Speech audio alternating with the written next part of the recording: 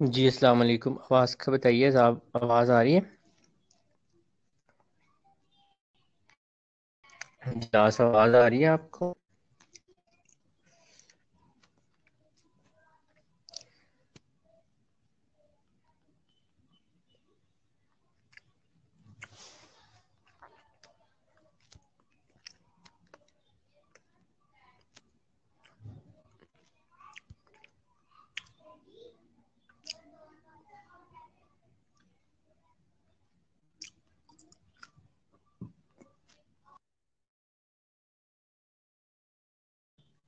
चलें बाकी स्टूडेंट्स भी ज्वाइन कर लेते हैं तो हम इस फिर आगे लेके चलते हैं। और मुझे ये बताएं कि हमने लास्ट टाइम कहाँ तक पढ़ा था। जी, लास्ट टाइम कहाँ तक पढ़ा था?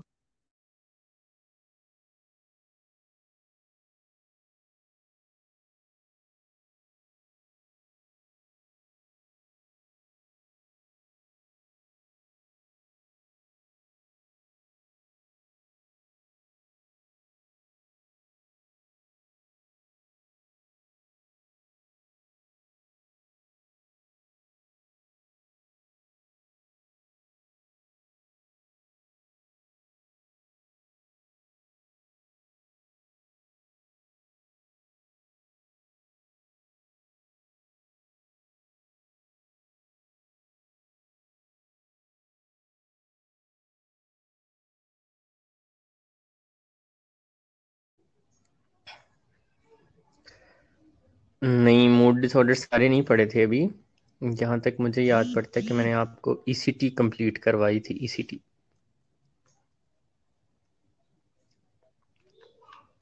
हाँ ईसीटी कंप्लीट की थी हमने लास्ट टाइम।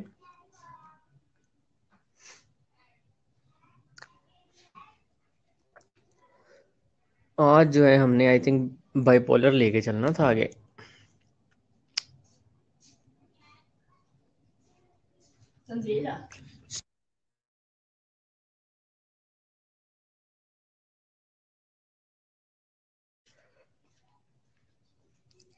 हाँ ईसीटी तक पढ़ा था, मुझे याद आ गया।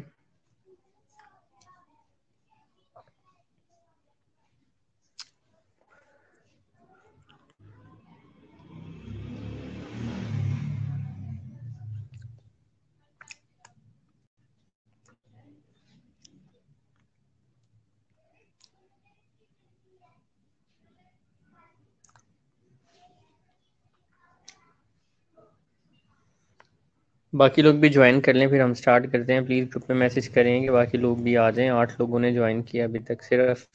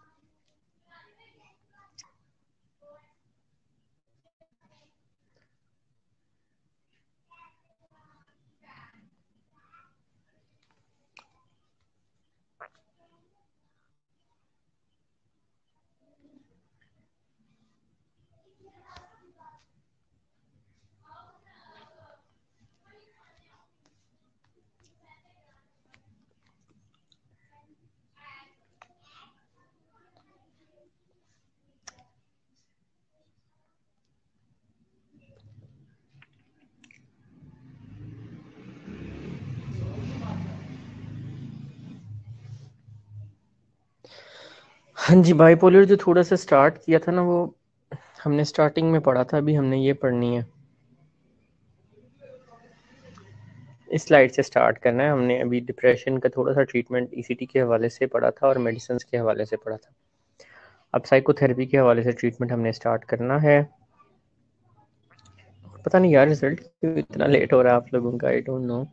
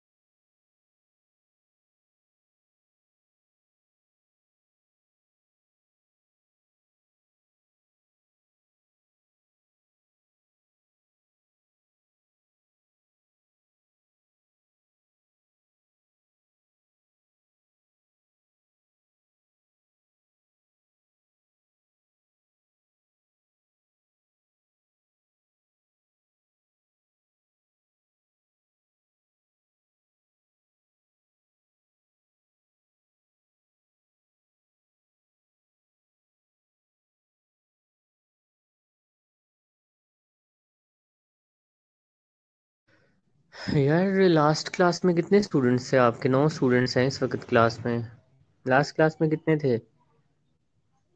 जी।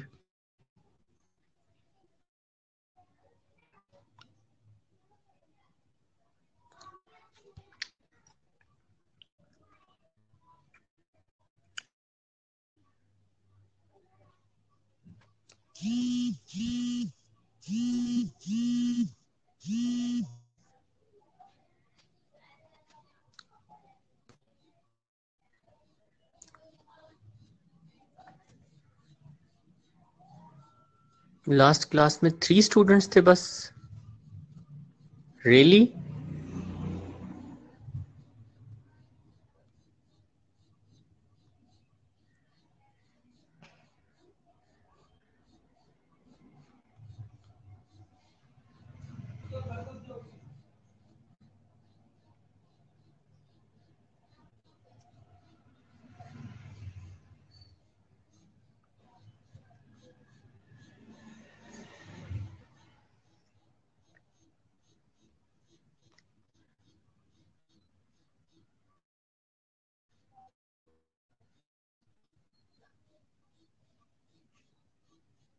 फिर कितने स्टूडेंट्स थे लास्ट क्लास में? और किधर हैं यार आप लोग? आ जाओ अब ऑनलाइन।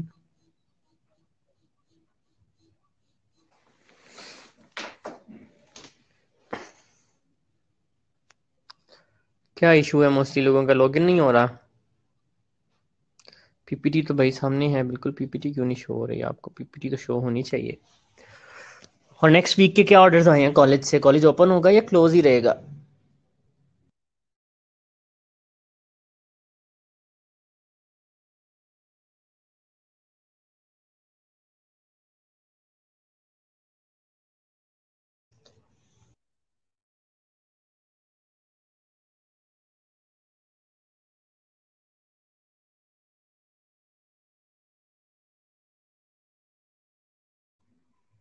जी नेक्स्ट वीक में कॉलेज ओपन होगा या फिर इसी तरह ऑनलाइन चलना है यार? हाँ सर, अभी कुछ नहीं पता यार। रिजल्ट भी नहीं आ रहा आप लोगों का। चलो खैर, एनी हाउ हमने बहुत इंतज़ार कर लिया। No, let start. आप लोगों का टाइम वेस्ट नहीं करते हैं। हमने देखा कि सबसे पहले जो है ना डिप्रेशन को ट्रीट करने के लिए हम एंटी डिप्रेसेंट मेडिसिन देते हैं। और अगर एंटी डिप्रेसेंट मेडिसिन असर नहीं कर रही या फिर प्रॉपरली उनका असर नहीं आ रहा या फिर साइड इफ़ेक्ट्स बहुत ज़्यादा आ रहे हैं, so we will go for ECT, electroconvulsive therapy. और उसकी हमने पढ़ी कि प्री प्रोसीजर क्या आपने केयर देनी है, ड्यूरिंग प्रोसीजर आपने क्या करना है, और पोस्ट प्रोसीजर आपने क्या करना है। ठीक है। No will discuss. मैंने आपको पहले ही बताया था कि सिर्फ मेडिसिन के साथ मेंटल इलनेसेस ठीक नहीं होती। इसके लिए psychotherapy, behavioural therapy, cognitive therapies, इन सारी चीज़ों की ज़रूरत पड़ती है। So what going to do now कि मेडिसिन दे दी, ईसीटी कर दी, लेकिन इन दो चीज़ों पे सोली पेशेंट ठीक नहीं होने वाला। अगर हमने पेशेंट को ठीक करना है, so we need to do treatment of psychotherapy. Psychotherapy करनी है। सो साइकोथेरेपी यहाँ पे भी आप देख सकते हैं लिखा हुआ है combined with medications. Interpersonal therapy है, रिलेशनशिप डिफिकल्टीज को दूर करना है, इसको इंटरपर्सनल थेरेपी कहते हैं। Next is behavioural therapy, reinforcement of the positive interactions, के ज़िंदगी के पॉजिटिव चीज़ों के साथ इंटरेक्ट कराया जाए, पॉजिटिव इवेंट्स को ज़िंदगी में लेकर आया जाए। Next is cognitive therapy, correction of cognitive distortion. तो उसके उसकी थिंकिंग को चेंज करना, पहले देखना कि how the patient is feeling, और फिर जो है उसकी थिंकिंग को चेंज करना is cognitive therapy. Investigational treatment जो है इसमें ट्रांसक्रेनियल मैग्नेटिव स्टिमुलेशन जो है ना इन्वेस्टिगेशन के लिए की जाती है ब्रेन इमेजिंग के हवाले से। जी, तो मेजर डिप्रेशन की असेसमेंट में हमें क्या देखने को मिलेगा? हिस्ट्री देगा पेशेंट के मैं बड़ा लो लो मूड में रहता हूँ इतनी देर से। जनरल अपीयरेंस जो है उसकी वो थोड़ी, आप देखेंगे उसके अंदर मोटर बिहेवियर उसका रिटार्डेड होगा, मतलब बंदा बड़ा स्लो स्लो काम करेगा, एनर्जेटिक नहीं लगेगा आपको।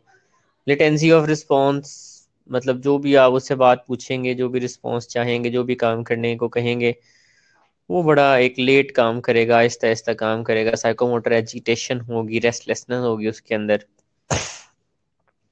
मूड और इफेक्ट के अंदर एनेडोनिया होगा। एनेडोनिया जो है, अगर इसको हम देखें क्या है, तो anhedonia is inability to get pleasure. सही है, इनएबिलिटी टू गेट प्लेयर को कहते हैं एनहेडोनिया।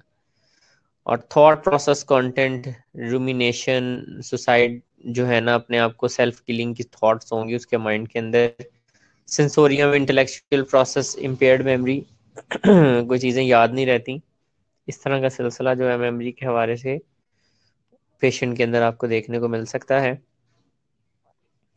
आप जजमेंट एंड इनसाइड देखेंगे तो हमने पढ़ा था कि जो डिप्रेस्ड पेशेंट होता है वो अपने फैसले खुद नहीं कर सकता, प्रॉब्लम सॉल्व नहीं कर सकता।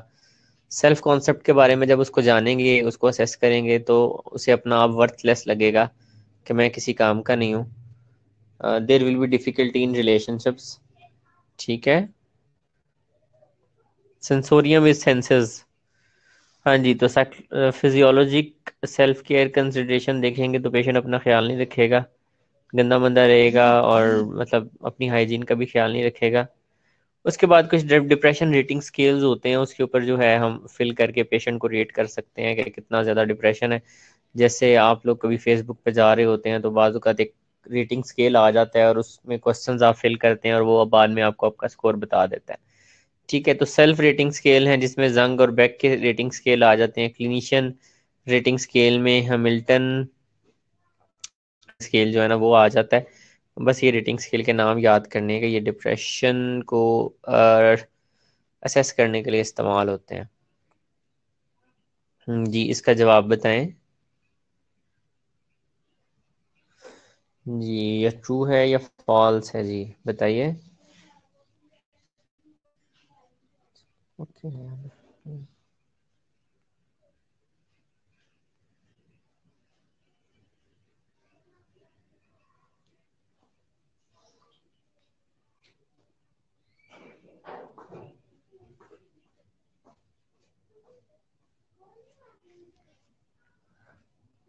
जी, ट्रू है या फॉल्स है, क्या है? ट्रू है। चलें जी, मान लेते हैं आपकी बात, बिल्कुल ये ट्रू है। जी, तो अब आ जाते हैं नर्सिंग डायग्नोसिस की तरफ। तो नर्सिंग डायग्नोसिस इम्पॉर्टेंट है। पेपर में क्वेश्चन आ जाता है कि जी हाँ जी, डिप्रेशन से रिलेटेड कोई 5 नर्सिंग डायग्नोसिस लिखें, 10 नर्सिंग डायग्नोसिस लिखें। सो ये नर्सिंग डायग्नोसिस बड़े अच्छे से याद कर लेनी है आप लोगों ने। तो सबसे पहली जो नर्सिंग डायग्नोसिस बनती है वो है रिस्क ऑफ सुसाइड। उसके बाद imbalance nutrition, less than body requirement, क्योंकि डिप्रेस्ड फेज के अंदर पेशेंट खाना नहीं खाता। ठीक है जी। और उसके बाद एंजाइटी एक नर्सिंग डायग्नोज बन सकती है। Ineffective coping, hopelessness, ineffective role performance, like इंसान अपने जो रोल्स हैं वो परफॉर्म नहीं कर पाता जब वो डिप्रेस्ड होता है। सेल्फ केयर डेफिसिट, अपना ख्याल नहीं रखता, हाइजीन का ख्याल नहीं रखता। क्रॉनिक लो सेल्फ स्टीम, अपनी जो सेल्फ वर्थ है वो उसे फील नहीं होती। डिस्टर्ब्ड स्लीप पैटर्न होता है, या तो बहुत ज़्यादा सोता है या फिर सोता ही नहीं है। ठीक है। इम्पेयर्ड सोशल इंटरेक्शन, तो सोशल आइसोलेशन में भी चला जाता है बाज़ औक़ात। नेक्स्ट इंटरवेंशन आ जाते हैं। तो सबसे पहली जो इंटरवेंशन है, हमें पता है कि सबसे ज़्यादा सुसाइड जो है वो डिप्रेशन के पेशेंट करते हैं। तो सुसाइड प्रिकॉशंस जो है ना, वो हमने अपने क्लाइंट को लाजमी देने हैं जी। सुसाइड प्रिकॉशंस मतलब कोई ऐसी चीज़ उसके पास ना रखी जाए, कोई ऐसी मेडिसिन उसके पास ना रखी जाए जिसको खा के वो सुसाइड कर सके, कोई ऐसी नोकदार चीज़ ना रखी जाए, कोई पिस्टल वगैरह ना रखी जाए जिसको इस्तेमाल करते हुए वो सुसाइड कर सके। प्रमोट थेरेप्यूटिक रिलेशनशिप, तो थेरेप्यूटिक रिलेशनशिप को प्रमोट करना है, ये तो मैं आप लोगों के साथ डिटेल में डिस्कस कर चुका हूँ। प्रमोट एडियल्स एंड फिजिकल केयर, एडियल्स होती हैं एक्टिविटी ऑफ डेली लिविंग, तो उसको इनकरेज करें पेशेंट को कि वो अपनी एक्टिविटी खुद ही परफॉर्म करने की कोशिश करे। और इसके अलावा जो है ना, फिजिकल केयर जो है वो भी पेशेंट को देनी पड़ सकती है। यूजिंग थेरेप्यूटिक कम्युनिकेशन, और थेरेप्यूटिक कम्युनिकेशन जो है ख़ास तरीके की कम्युनिकेशन होती है जिसको इस्तेमाल किया जाता है। थेरेप्यूटिक कम्युनिकेशन के बारे में भी इस यूनिट मतलब नेक्स्ट किसी यूनिट में इंशाल्लाह है हमारे पास, और हम पढ़ेंगे भी। मेडिसिन को मैनेज करना है। मेडिसिन को आपको पता है कि बहुत ज़्यादा साइड इफ़ेक्ट्स होते हैं लिथियम के भी। बहुत ज़्यादा साइड इफ़ेक्ट्स होते हैं साइक्लिक एंटी डिप्रेसेंट्स के, बहुत ज़्यादा साइड इफ़ेक्ट्स होते हैं। जो है आपकी SSRIs, MAOIs, इन सब के साइड इफ़ेक्ट बहुत होते हैं, ड्रग इंटरेक्शंस होते हैं, फूड इंटरेक्शन होते हैं। सो लिहाजा ये भी बहुत ज़रूरी है कि ड्रग्स को प्रॉपरली मॉनिटर किया जाए। पेशेंट को और फैमिली को टीचिंग देनी है। बाज़ वक़्त पेशेंट को उसकी फैमिली जो है ना उसके हाल पे छोड़ देती है, तो ये अच्छी चीज़ नहीं है। तो उसकी फैमिली को कहना चाहिए कि आपने जो है ना इसे बहुत ज़्यादा सपोर्ट करना है। सो दिस डिप्रेशन का पेशेंट जो है वो ज़िंदगी की तरफ वापस आ सकता है।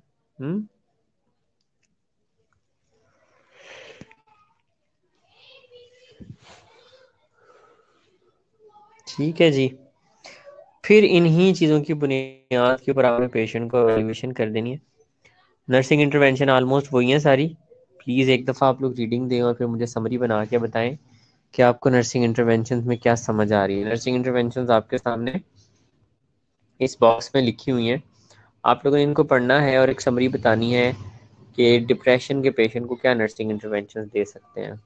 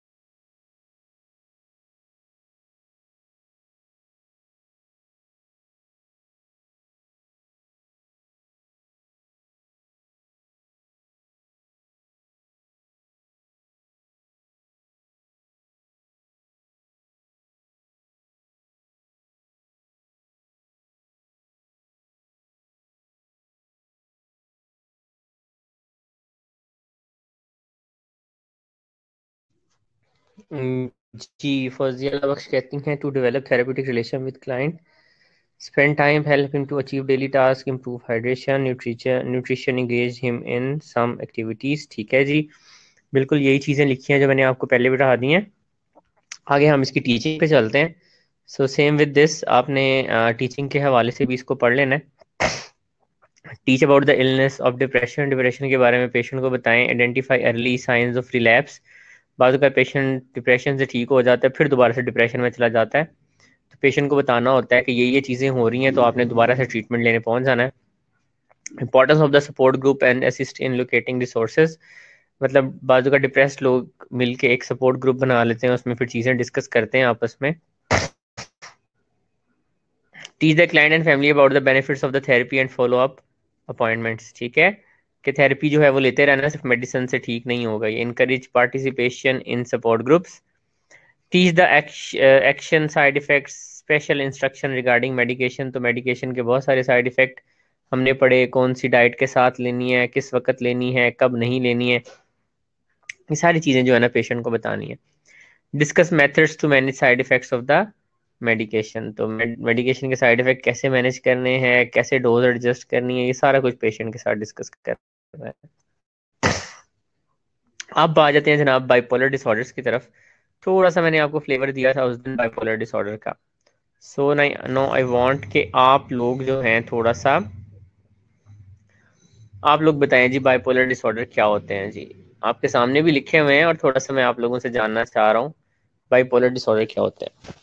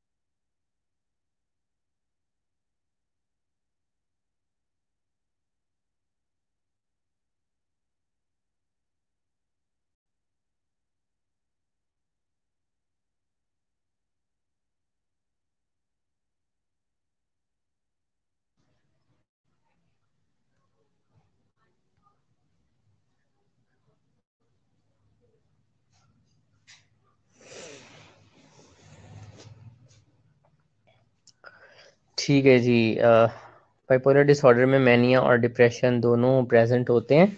सो bipolar disorder is about cyclic alteration of mania and depression. So extreme mood fluctuation from mania to depression. अभी आगे आपको मैं फिगर एक है उसमें दिखाता हूँ। And second only to major depression as cause of world wide disability, तो सबसे बड़ी जो डिसेबिलिटी की वर्ल्ड वाइड कॉज है वो डिप्रेशन है। डिप्रेशन का बंदा जो है अपने डेली के काम काज, अपनी जॉब कुछ नहीं कर सकता, जस्ट एक कोने में जाके और वो बैठ जाता है, आइसोलेट हो जाता है। सो उसके बाद जो है वर्ल्ड वाइड जो प्रेवलेंट है वो बाइपोलर डिसऑर्डर्स हैं, बहुत ज़्यादा पाए जाते हैं जी। और onset usually in late teens, 20s और 30s के अंदर जाके ये डिसऑर्डर स्टार्ट होता है। Manic episode begin suddenly, last from a few week to several months. ठीक है, मैनिक एपिसोड जो है ना वो सडनली स्टार्ट होते हैं और few weeks to several months तक जो है ना मैनिया चलता रहता है। फिर इसी तरह से कोई डिप्रेशन आ जाता है, तो ये इस तरह से मूड फ्लक्चुएट होता रहता है जी। तो आप ये देख सकते हो, मैंने आपको पहले भी पढ़ाया था, बाइपोलर डिसऑर्डर में बाइपोलर टाइप 1 है, बाइपोलर टाइप 2 है, और इसी तरह से बाइपोलर मिक्स डिसऑर्डर है, ठीक है ना। जो बाइपोलर मिक्स डिसऑर्डर है उसके अंदर आप देख रहे हो एक बड़ी पीरियोडिकली मैनिया और डिप्रेशन जो है ना वो चल रहा है। पहले मैनिया का एपिसोड है, फिर डिप्रेशन का एपिसोड है, फिर मैनिया का एपिसोड है, फिर डिप्रेशन का एपिसोड है। तो आप देख सकते हो कि निचली साइड पे डिप्रेशन है, ऊपरी साइड पे मैनिया है। बाइपोलर 1 में आए तो बाइपोलर 1 में दो मैनिया के एपिसोड हैं, उसके बाद एक डिप्रेशन आ रहा है, और फिर उसके बाद जो है ना फिर मैनिया आ रहा है। मतलब मैनिया जो है बाइपोलर 1 के अंदर थोड़ा सा ज्यादा जो है ना वो प्रेवलेंट होता है, लेकिन डिप्रेशन के जो है वो एक आधा एपिसोड लाजमी आना चाहिए, फिर उसे बाइपोलर 1 कहेंगे। बाइपोलर 2 उस वक्त कहेंगे जिसमें बंदा मोस्टली डिप्रेस रहता है, लेकिन दरमियान में थोड़ा बहुत बंदा जो है ना वो हाइपोमेनिया की तरफ जाता है। तो नीचे ये एक्सप्लेनेशन भी लिखी हुई है। मिक्स्ड में cyclic alteration between normal mood, और नॉर्मल मूड पे भी आता है बंदा, हाइज पे भी, यानी कि मैनिया की तरफ भी जाता है, और उसके बाद डिप्रेशन की तरफ आता है। बाइपोलर 1 में ज्यादा मैनिया पाया जाता है और डिप्रेशन का एक आधा एपिसोड पाया जाता है।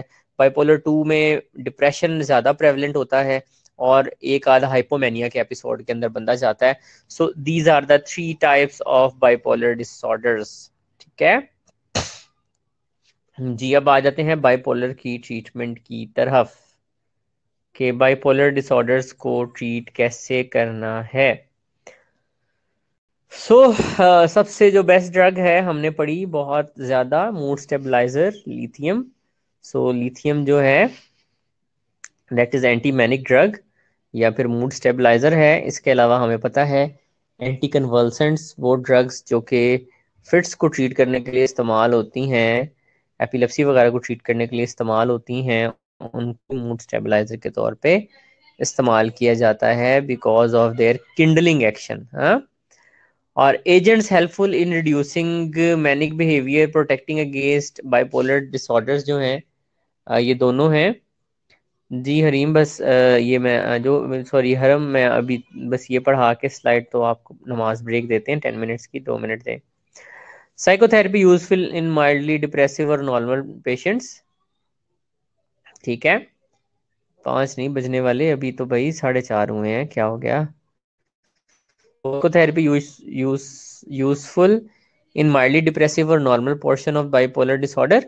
साइकोथेरेपी जो है वो माइल्ड बाइपोलर में होती है, लेकिन ज़्यादा बाइपोलर डिसऑर्डर हो, सीवियर हो, तो उसके अंदर मेडिसिन जो है वो ज़्यादा इस्तेमाल करनी पड़ती है।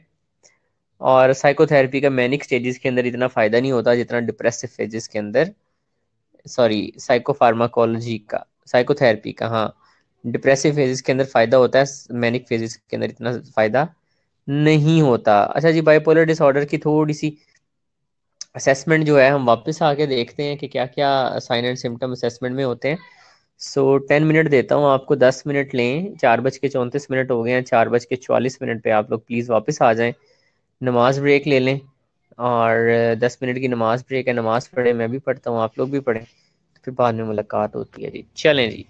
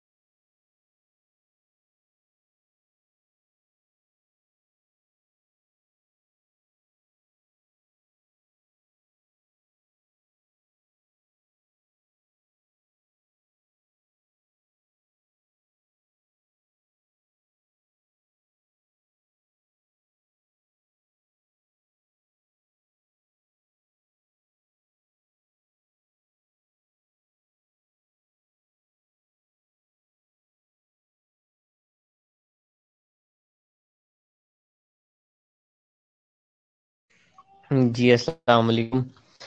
हाँ जी, वापस ज्वाइन कर लें अब आप लोग। जी वापस ज्वाइन कर लें।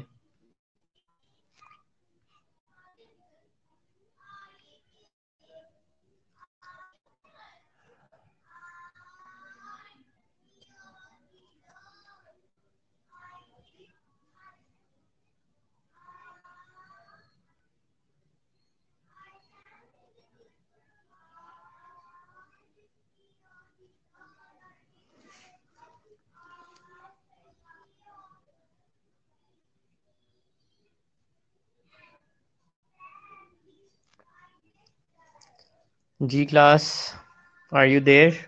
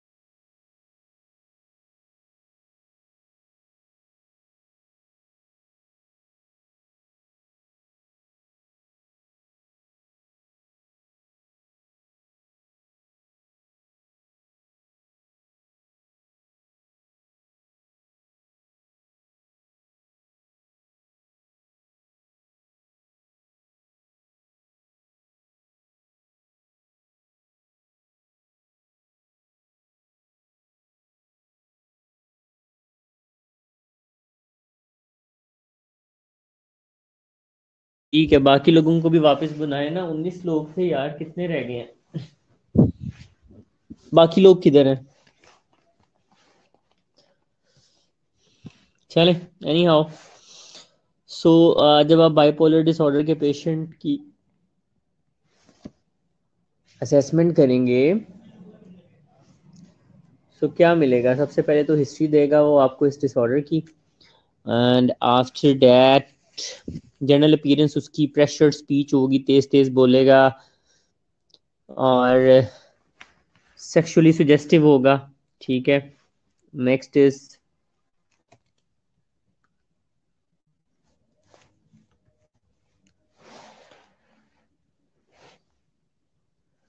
बहुत कॉन्फिडेंस होगा। ये जो फ्लैम बायोन्सी है ना, इसका मतलब है कि बहुत कोई कॉन्फिडेंट हो और वो आपको अपनी तरफ मुतवज्जो कर ले। मूड एंड इफेक्ट उसका यूफोरिक होगा, ग्रैंडियोज होगा, अपने आप को वो बड़ी टॉप चीज समझ रहा होगा और यूफोरिया होगा, उसके अंदर एलिटेड मूड होगा। थॉट प्रोसेस, कंटेंट, सर्कमस्टेंशियलिटी और टेंजेंशियलिटी होगी। अब बेसिकली सर्कमस्टेंशियलिटी क्या होती है? जी,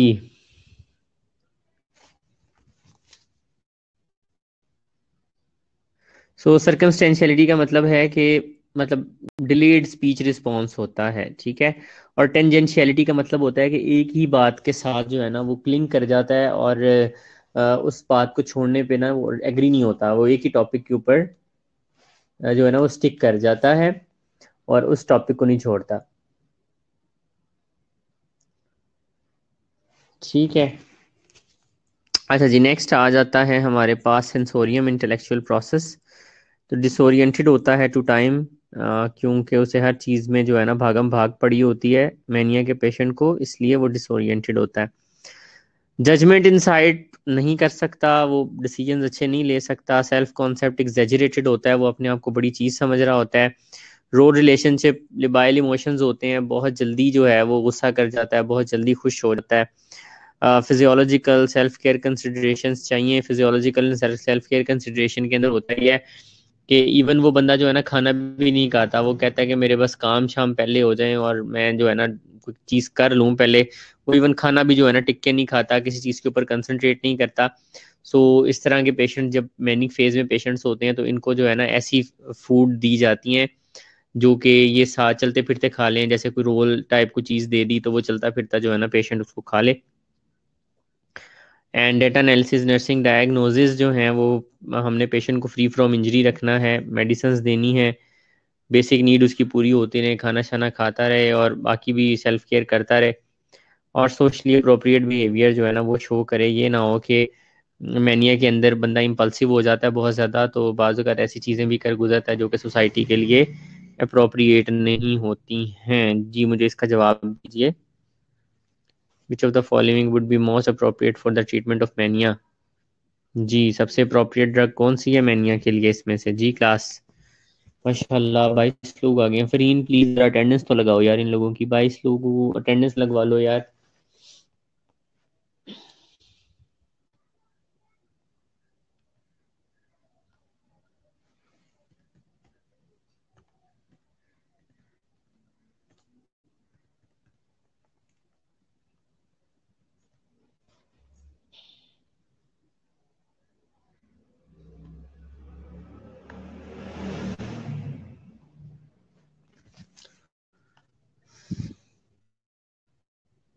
ठीक है जी, ए है बिल्कुल। चलिए फरहीन ज़रा अटेंडेंस तो लगा लो भाई।